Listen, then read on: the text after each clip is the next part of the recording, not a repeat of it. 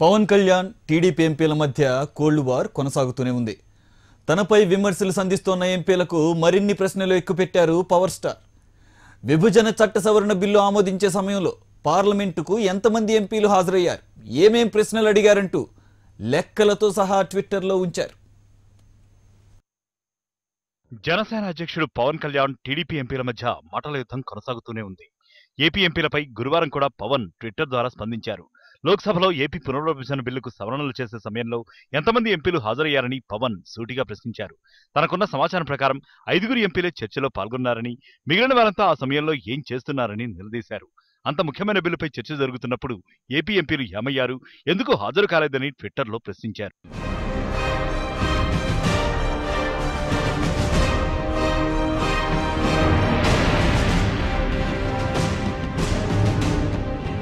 Vijayawada MP కేశినేనిని మరోసారి target చేశారు పవన్ కళ్యాణ్.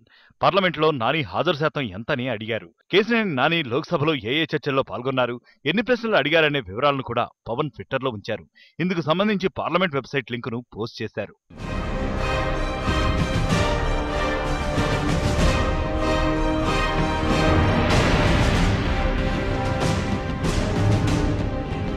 ప్రత్యేక హోదాపై ఏపీ ఎంపీలు చిత్తశుద్ధితో వ్యవహరించడం లేదంటూ 4 రోజుల క్రితం పవన్ చేసిన వ్యాఖ్యలు పెను దుమారాన్ని రేపాయి. తర్వాత టీడీపీ ఎంపీలు సైతం ప్రెస్ మీట్ ను పెట్టి పవన్ పై విరుచుకుపట్టడంతో పరిస్థితి చేయిదాటిపోయింది.